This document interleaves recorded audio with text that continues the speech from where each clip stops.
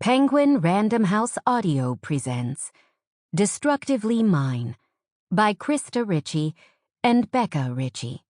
Read for you by Carly Robbins and Aaron Shedlock. Believe nothing you hear, and only half of what you see. Edgar Allan Poe.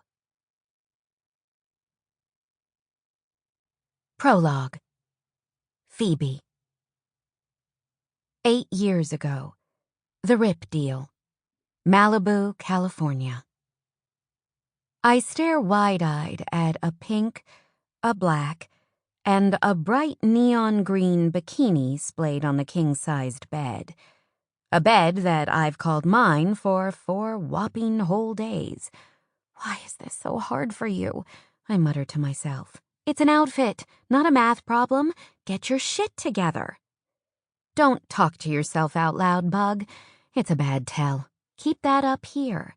I hear my mom's tip and imagine her tapping her temple with a wink. These 4 walls don't need to know I'm an anxious, nervous mess, lest I slip up in front of the things that do matter. The 4-poster bed. The joke falls flat in my head, and I let out an audible, wheezy laugh. Am I really this pathetic? No, I'm adept, savvy, confident. I won't slip up in front of any mark, not for this job. Seduce a self-absorbed, self-proclaimed rich kid from Malibu. In the ever-moving career of swindling the rich and handsy assholes of the world, I've been granted a new project. Hailey's mom and my mom are trusting I can knock the pants off Kellen Fields while they handle more complicated threads to the larger Rip deal, which involves screwing his father out of $500,000 via an under-the-table cash deal and sleight of hand. I know I have one of the easier roles. It shouldn't be that hard. I'm 16. This really isn't my first rodeo. I've batted my lashes at boarding school boys, and they've fallen for every trick in the Temptress handbook. I've made out with an older guy in his Lambo, too, even if the actual act of being lip-locked with him is hazy in my head. I can't remember what I did. My short time here in Malibu has been going okay. Day 1, I accidentally bumped into Kellen on the pier. Day 2, I went on the most boring coffee date where he name-dropped A-listers and spent a solid hour listing off the specs of his Ferrari and yammering on about his father's yacht. It had been fine until the end of the date when we kissed. And he reacted strange. It caught me off guard. He thinks I'm 18, like him, and I'm afraid my mere persona screamed adolescent at some point. This con can't unravel because of me. Now he's invited me to a beach bonfire with his friends, and I'd like to open the sliding glass doors to my new bedroom, step onto the porch, fling all 3 bikinis at the $1 million ocean view, and hope the wind carries them into the Pacific. Then my decision would be made for me. I could just go naked. Problem solved. The fact that I'm a second from Googling whether this is a nude beach means I've really lost it. A knock sounds before my door creaks open. A second opinion, thank God. I exhale.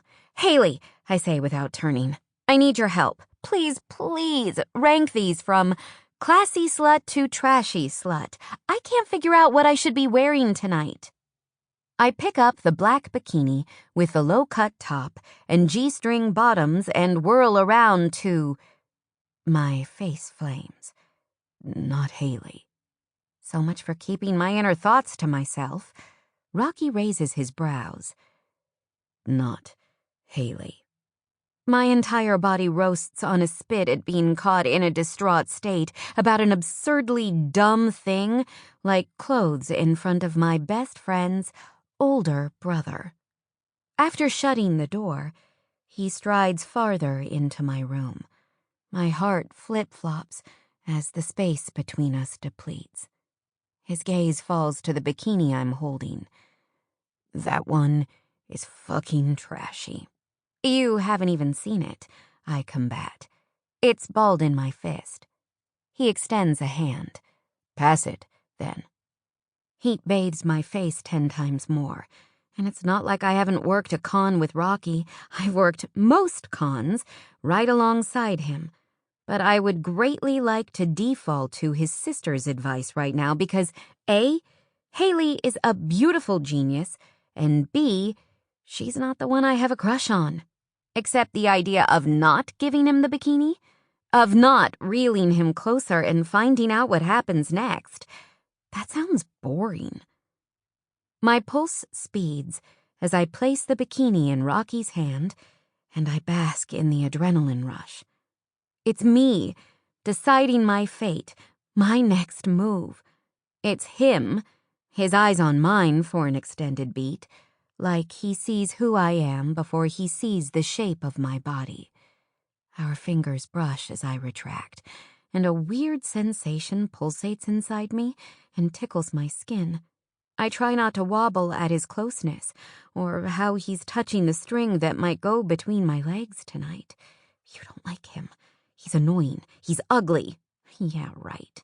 He needs to do something supremely aggravating right fucking now, so I can ignore the Jupiter-sized crush I have on him. He lifts the skimpy bottoms with one finger, almost suggestively.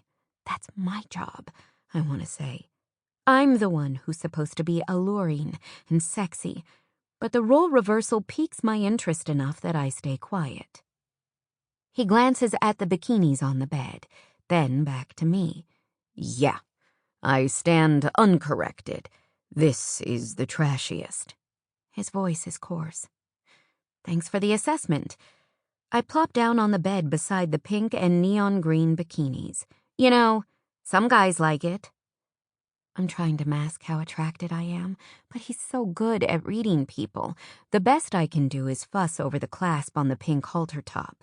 Kellen might. Rocky tosses the black G-string to me. He might be the kind of guy who'd be angry or mortified if his girl went half naked to a party among his peers. I'm not really his girl. I shoot back. No shit. The words are biting, but not at me. His jaw muscle ticks. He cuts his gunmetal eyes to the wall. I'd like to think the idea that I could be anyone else's girl grates on him, disgusts him, that really I am his. But this feels like the bigger make-believe. It's my stupid fantasy, because when has Rocky ever made a real move on me? My face burns with more frustrations, and I exhale them out to say, Kellen could see me like a prize. He might want to show me off. The award for farthest eye roll distance goes to Braden Tinrock. He lets out a low groan that sounds sensual, yet animalistic.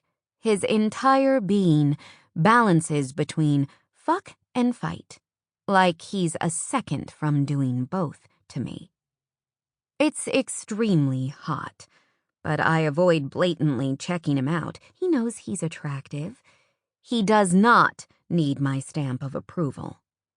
I ball up the bikini and say, I take it you're the angry or mortified kind of guy. No, I'm the kind of guy who doesn't bring the girl I like around insufferable pricks like Kellen and whoever the fuck his dumbass friend is. Rocky never forgets a name. Jackson. Right. I smile at his dry tone. He sees, and his lips just barely twitch upward. Then he peers over at the glass double doors. The sky is a stormy gray. Aggressive sounds of gathering waves fill the quiet. While Rocky stands only a couple feet from me, I envy his demeanor. How his navy blue suit never wears him, how his broody disposition can't cloud his real confidence. He presents himself like he's powerful enough to be elected Roman consul at 17. Sample complete. Ready to continue?